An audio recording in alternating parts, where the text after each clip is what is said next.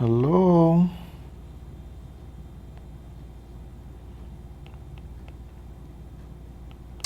So today we'll quickly solve a question on cost of debt, which is a series we've been looking at for the past few weeks.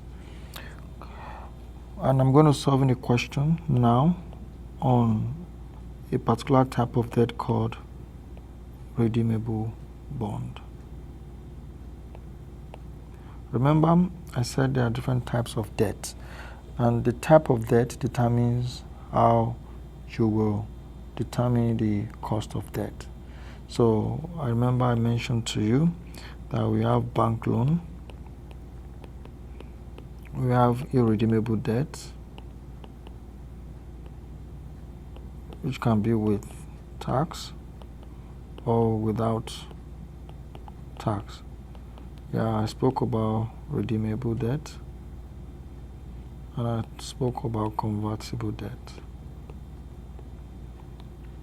Yeah, for this bank and irredeemable debt, they are pretty straightforward. For bank loan, it's just interest into 1 minus tax rate, right? And for irredeemable debt, the cost of debt is usually the interest into bracket 1 minus tax rate divided by the X interest price of the bond.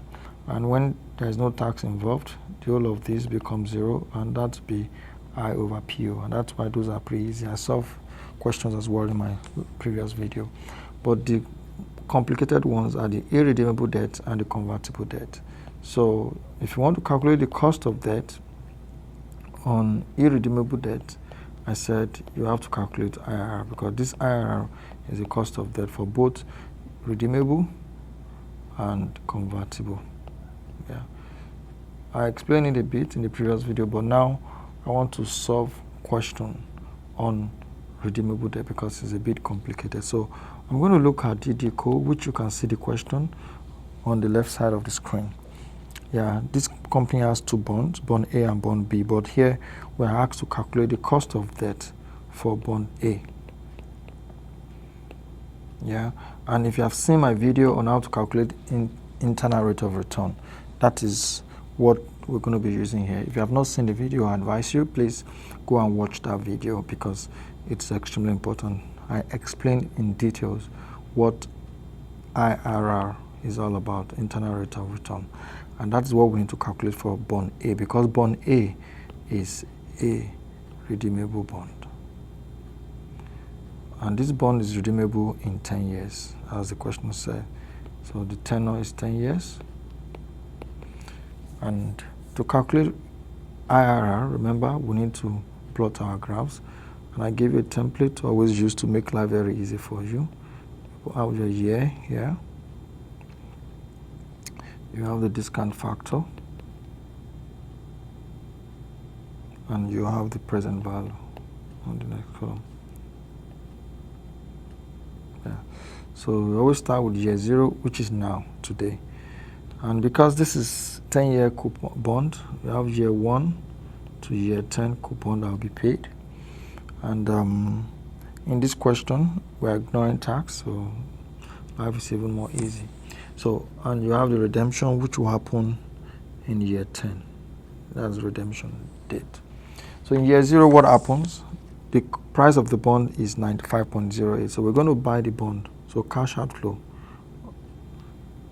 So I need to put a cash outflow column there before I put a discount factor there. So this is cash flow. So we're going to depart with minus 95.08 to buy the bond. And we're going to make coupon, because it's paying coupon at what percentage? 9% is given. So 9% of 100 is 9. Remember, coupon is always calculated, as I've said before, as the coupon rate multiplied by 100, because 100 is always the par value of a bond, and it's also called face value. So always your coupon payment is always multiplied by 100, rate times 100. So it's going to get 9 every year. That bond will give $9 every year as interest income. Yeah, so we need to get a discount factor and we'll get the present value, but one step at a time. And year 10, this bond will be redeemed at par, according to question. So bond A has a book value of $20 million and will be redeemed at par in 10 years' time. It pays annual interest of 9%, which is a coupon. The current interest market price of the bond is 95.08. So we buy at 95.8, but we receive $9 every year, and it will be redeemed at par. Par, like I said, is always 100, so you put 100 here. That is par. Now, discount factor is the next thing. What discount factor we're going to be using? Because the cash outflow is now, which is the purchase of the bond. Any time you are asked to determine the discount factor for a current cash flow, discount factor is always 1. Just to remind you, always 1, because the cash at hand now is the same as present value now. There is no future involved. So 95.08 today will give the same present value of 95.08, because the present value is cash flow multiplied by discount factor. So 95.08 times 1 gives minus the same minus 595.08. So that is the present value for the current cash flow. But for the cash flow of $9 that will happen every year for 10 years, we have to get a discount factor. And because you have a constant cash flow, and remember, I've told you, anytime you have constant cash flows, constant cash flow for more than 1 year, you can use what we call, that is called annuity. And because of that, you can use annuity factor. So instead of discounting each year by the present value factor, you can just jump to the cumulative years using the annuity factor. And that is why we're going to use a different table, which is an annuity table. So because look at this, we are looking at 10 years here of constant cash flows of 9. Then we need to look for column 10 years on our table, which is this column 10 years here, which is this, yeah, column 10. That's at what percentage? Now, because IRR we want to calculate, we need 2 percentages. So we can do first of all at 5%, and we also do at 10%. But let's do at 5% first. So at 5%, the discount factor for 10 years is 7 point, you can see here, 7.22, 7.722. And for the year 10, that's a single cash flow of 100. In that case, we have to use a present value table, because that's a single cash flow. And that will be year 10 at 5%. And that will give us 0.614, 0.614. So we'll multiply the cash flow by the discount factor, and we're going to have the present value. So that's 9 multiplied by 7.722, and that gives 69.5. And this will be 61.4. So when we add everything together, that is net present value for at 5%. So net present value at 5%. That equals to 35.8. So if you go 61.4, so you see what I'm adding, plus 69.5, then minus 95.08, and that gives 35.82. So this is NPV at 5%. But remember, we need more than one NPV, because IRR formula, if you remember IRR formula, is L, which is the lower rate, plus net present value at lower rate divided by the difference between net present value at lower rate and net present value at higher rate, then multiply by the higher rate minus lower rate. So we need 2 net present value. But we have NL now, which is the net present value at the lower rate. But we need to calculate NH. So which is going to be, say, at 10%. So we need NPV at 10%. That will be our NH. So we use the same approach that we used for NL, which is to put a year. So start from year 0, year 1 to year 10, and year 10. And we have the cash flow, same cash flow as we had up there. Year 0, we're going to buy the bond for 95.08. I'm going to make $9 every year. I'm going to redeem at 100. Then we get our discount factor, similar to what we have done, however, at 10% instead of 5% that we had before. So the present value, 10 years at 10% for this last one. Let's start from there, since we have the present value table showing up here already. So 10%, and that will be 0.386. So 0.386, yeah. Then we need to look for annuity table. And that's annuity table 10 years at 10%. And that's 6.145. 6.145. Then remember, for year 0 cash flow, it is already now. So there is nothing to discount again. So the discount factor will always be 1. And what's our present value? Present value is cash flow multiplied by discount factor. So we have negative 95.08. Then 9 multiplied by 6.15, that was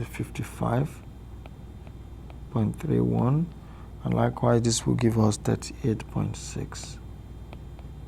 Then when we add everything together, we have our NPV at 10%, which is negative 1.17.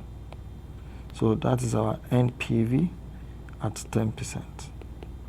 So with these two NPVs, we can now apply this IRR formula to get what the final IRR will be. What's our lower rate? L stands for lower rate, so which is 5%. So we have a 5% plus NL is the net present value at lower rate, which is, we had it up there, remember? That is 35.82. So I have 35.82 divided by 35.82 minus 1.17, then multiply by 10 minus 5%. Yeah, but I advise do this bracket first before you multiply, before you add. So operationalize this first. So let's deal with this first. So now I bring this one down again, 5% plus 35.82 divided by 35.82 minus 1.17. Then this minus and minus becomes positive. Remember your mathematics, so that means it becomes 35.82 plus 1.17. So that becomes 35.82 divided by 36.99. Then we multiply that by 5%, because 10% minus 5% becomes 5%. And that equals to 5% plus, if I do this now, I have 35.82 divided by 36.99. That gives me 0.968. And I'll multiply that by 5. And that will be multiplied by 5. That becomes 4.84%. And adding both of these together gives me 9.84%. This is IRR for that bond. That's internal rate of return for that bond, and that is automatically the cost of debt for that bond, because it is a redeemable bond. So I go back to the question so you can see what we're trying to do. So this is the question that has asked us to calculate the cost of debt for bond A. So the cost of debt for bond A is 9.84%. And it's as simple as that. Once you know how to calculate your IRR, you can calculate the cost of redeemable bond.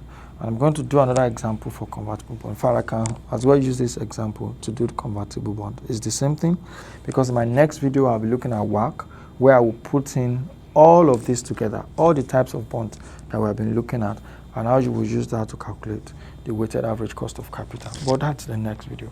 So this is the cost of debt for this bond, and that is the internal rate of return for that bond. But that's just part A of the question. Let's look at the part B of the question as well, which is not a calculation. Like you always say, in financial management paper, you are not only expected to be able to calculate, but you must also understand the basic principles, because there are always going to be theoretical or descriptive questions that requires you to explain and demonstrate your understanding. So this question B asks us to discuss the reasons why bonds of the same company might have different cost of debt. Yeah. So you have two bonds, bond A and bond B. And when you look at bond A cost of debt that we have calculated is 9.84. But the bond B for this company, which has book value of 10 million and tenure of 4 years, paying coupon at 8%, the cost of debt of this bond is 7.82. So which means bond B is cheaper. But this bond A and B are both issued by the same company. So the question is, why the difference? And I will summarize it into two major important concepts. But all these two major important concepts are all tied into one basic principle of financial management, which you must have heard me talk about, and that is the concept of risk and reward. Remember, the cost of debt is cost to the person who needs the money.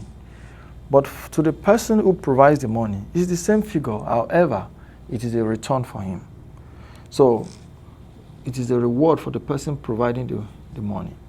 So the reward the provider of fund is asking for is the cost to the person who wants to use the money.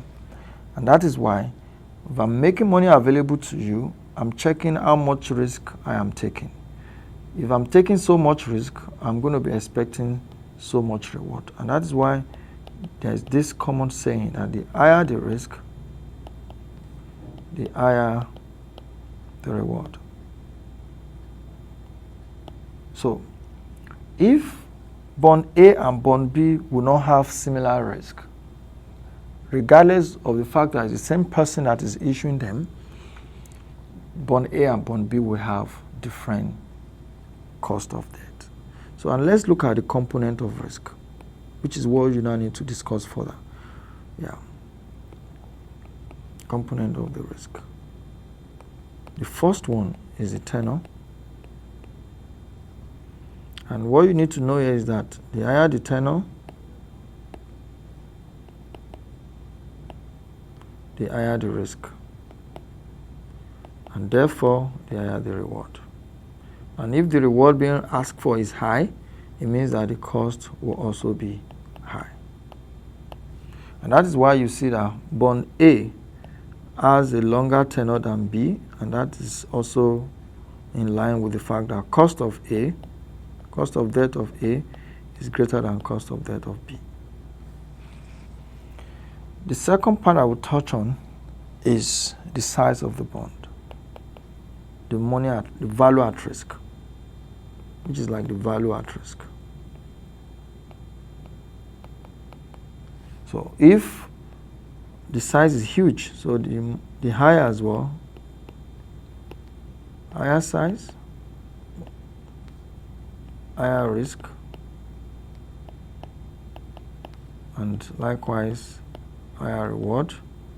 And like I said, if the provider of the fund is asking for higher reward, for the user, you expect higher cost, because reward and cost is the same but just different perspective.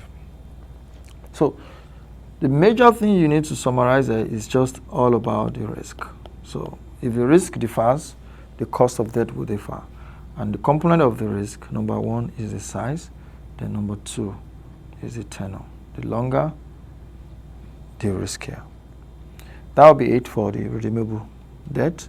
And in next video, I'll go into weighted average cost of capital, and I will break it down and solve a full questions, putting all these types of bonds together and see how you use your understanding of cost of debt to calculate WACC. Thank you. See you in the next class. Bye now.